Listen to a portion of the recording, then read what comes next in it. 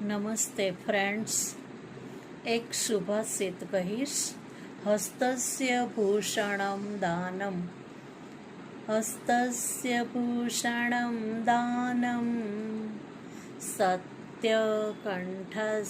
ભૂષણમ, સત્યકંઠસ્ય ભૂષણમ, સ્ત્રોત્રસ્ય ભૂષણમ શાસ્ત્રમ, ભૂષણૈઃ કિં પ્રયોજનમ.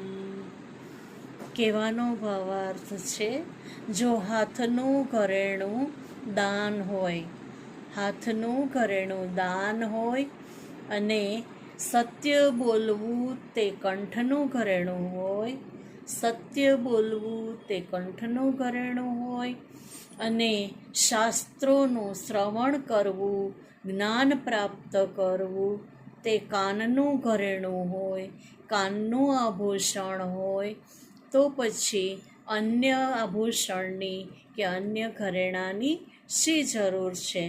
મનુષ્યએ હંમેશા સદ્ગુણો કેળવવા જોઈએ, કારણ કે ગુણોથી જ મનુષ્ય ઓળખાય છે, અથવા તો ગુણોને કારણે મનુષ્યનું ચરિત્ર ઘડાય છે, એ શોભે છે.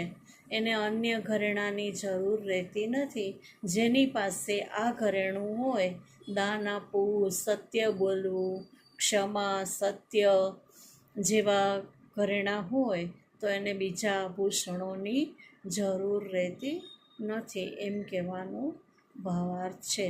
તાત્પર્ય એ છે કે કર્મ વડે જ, ગુણો વડે જ મનુષ્ય મહાન બને છે, નહીં કે માત્ર આભૂષણો પહેરવાથી જ સુંદર દેખાવાય છે અથવા તો આકર્ષક દેખાવાય છે, એમ અહીંયા સુભાષિતકાર આપણને સમજાવે છે. જો દમયંતી મેડમનો વિડીયો ગમ્યો હોય તો સબસ્ક્રાઈબ કરવાનું ભૂલતા નહીં. લાઇક, શેર અને કોમેન્ટ જરૂર કરજો.